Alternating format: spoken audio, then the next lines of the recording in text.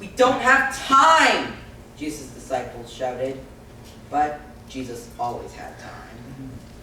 So he kneeled over and lifted the woman's gaze to meet his. "You believe," he smiled, "and now you are well." Just then, Jairus' servant rushed over. "It's too late," he said. "Your daughter is dead." Jesus looked over at Jairus. "It's never too late," he said.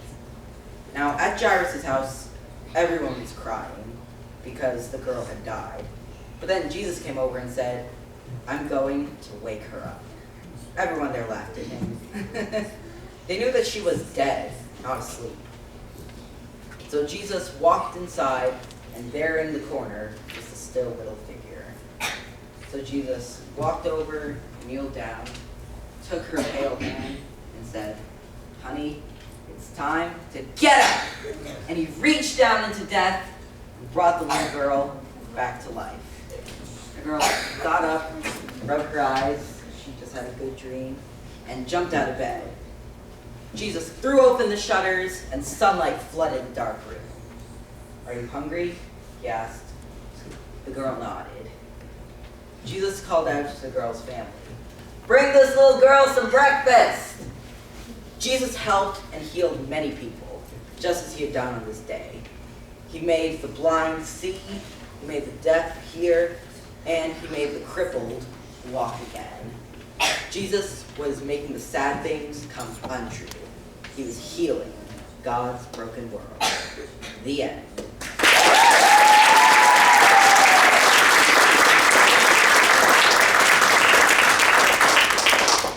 Now, our next speaker is someone very near and dear to my heart, not only because she's my fellow co-host, but also because she's my sister, Nicole Costa. But today is a very special day for her, because today she turns 15 years old. Please remember to wish her happy birthday later. Anyways, she enjoys theater, video editing, and walking her dogs on the beach. So please give a round of applause to Nicole Costa.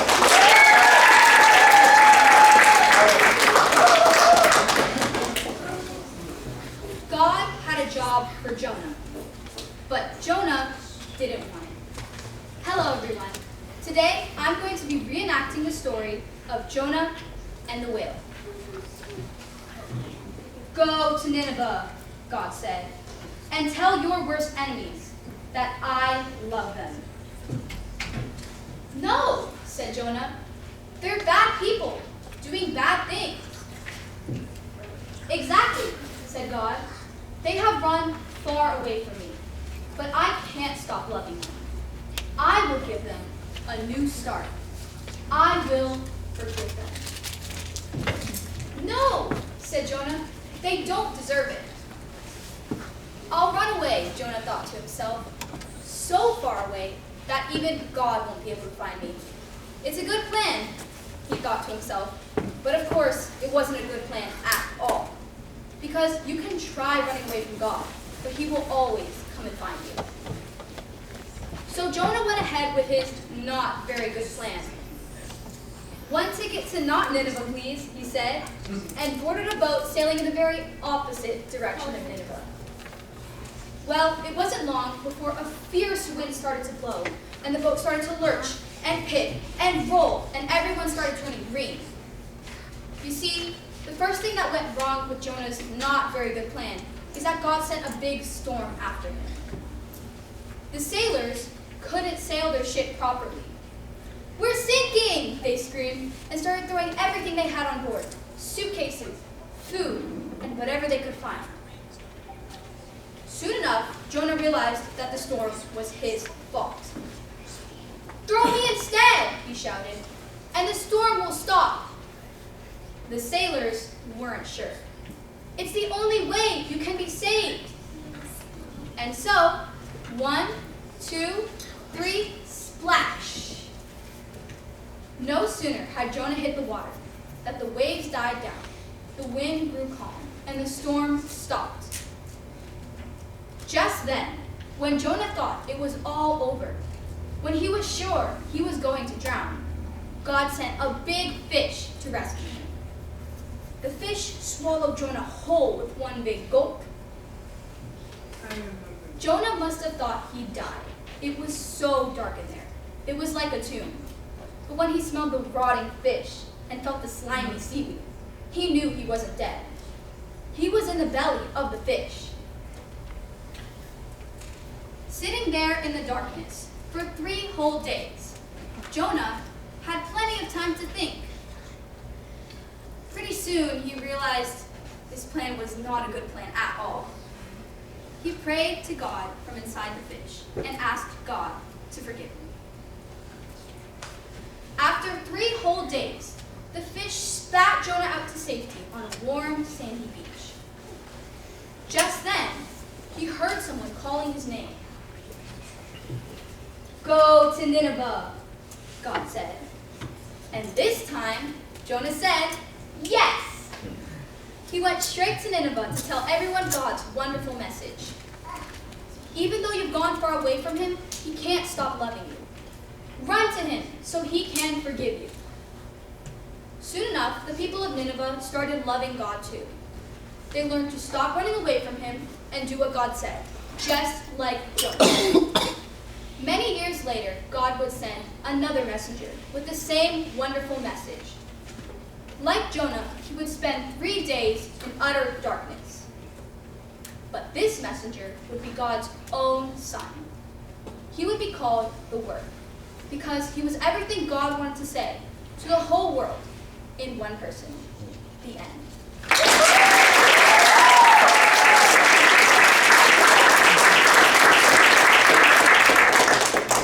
ICC stands for Young Communicators for Christ, and their students are children ages 6 to 10 years old. They are learning how to present impromptu speeches, simple storytelling, humors, and much more. Today, I'd like to invite 2 of our adorable young chapter members, Alec and Elisa Nunes, to present a poem. They will then be joined by the rest of the YCC students to present a chant to help us remember how to be better speakers.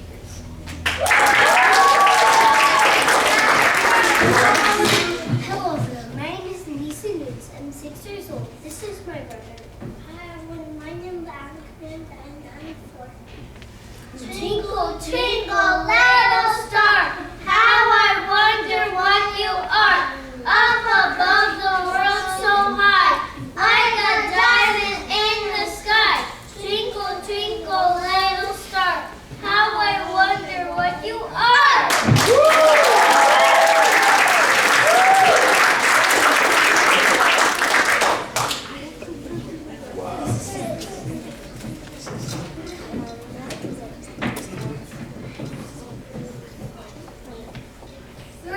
Second rule. 1, 2, 3, oh yeah!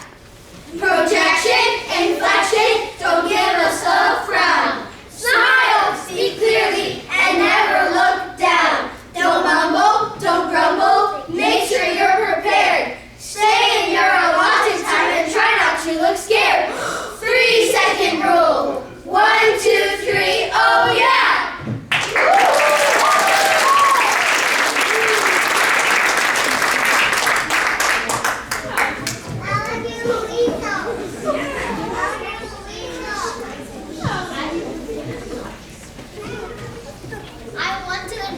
Jacobette, my awesome sister. She likes to crochet and is a really good soccer player. She is also a very entertaining speaker. Let us welcome Jacobette Cristande as she retells her famous story.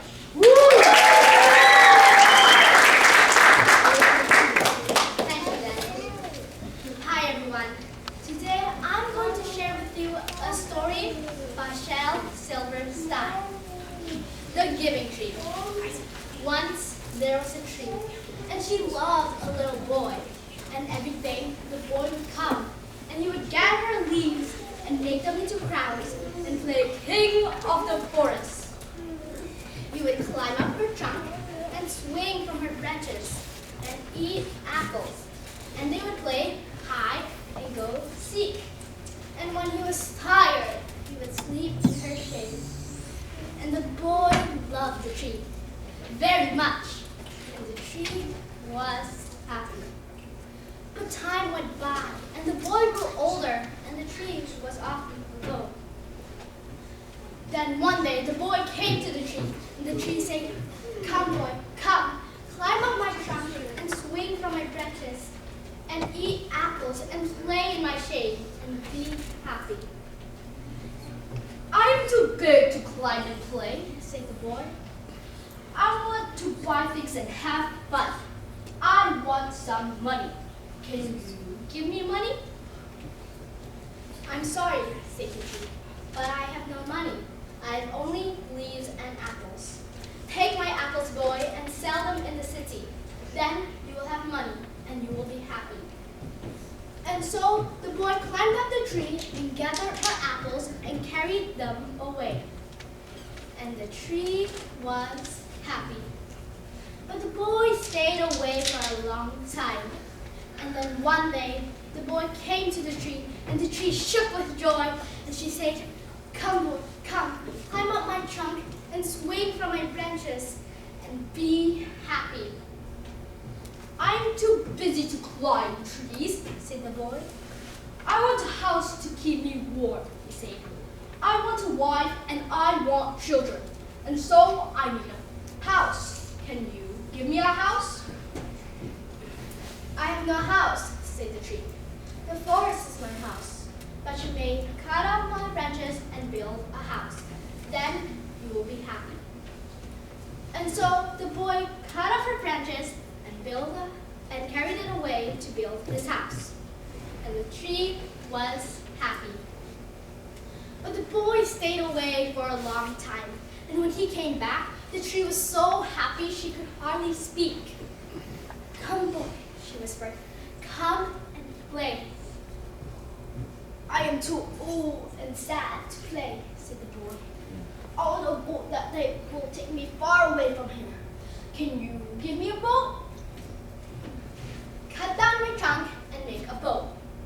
Then you can sail away and be happy." And so the boy cut down her trunk and made a boat and sailed away. And the tree was happy. But not really. And after a long time, the boy came back again. "I'm sorry," sighed the tree, "but I have nothing left to give you. My apples are gone." "My teeth are too weak for apples," said the boy. "My branches are gone," said the tree. "You cannot swing on them." "I am too old to swing on branches," said the boy. "My trunk is gone," said the tree. "You cannot climb." "I am too tired to climb trees," said the boy. "I'm sorry," said the tree. "I wish that I could give you something, but I have nothing left. I am just an old stump. I am sorry." "I don't need very much now," said the boy. "There's a quiet place to sit and rest." "Well," said the tree, straightening up herself as well as she could. "Well, an old stump is good for sitting and resting. Come, boy, come. Sit down and rest." And the boy did. The theme of the story I just presented to you is about giving. But there's an ultimate giver. God gave us his only and most precious Son, Jesus Christ, to die on the cross to save us from our sins. Thank you.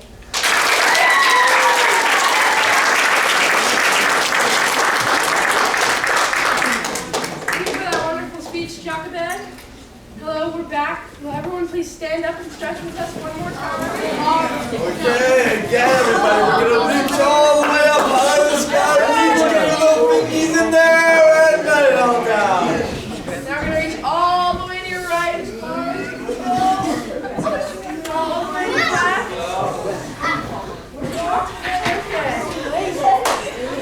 Okay. So, actually, we're going to teach you guys one more clap. It's called the donut clap. Oh, yes. So the first step is Have an imagine you have a box of donuts. And imagine you open the box of donuts, and as you open it, the sound comes out. But then, you got a whole bunch of donuts that are just sitting there delicious. Ooh. So then you gotta eat them all. So you go, But now, your hands are covered in glaze and powdered sugar. So what do? Lick 'em. that's how you do the donut clap.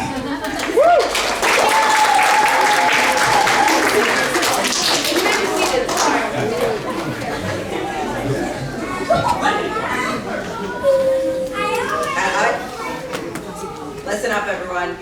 At ICC, we often have our students present their personal testimonies. And we would like to introduce Devon Cristande as he shares his testimony about his struggles with food intolerance.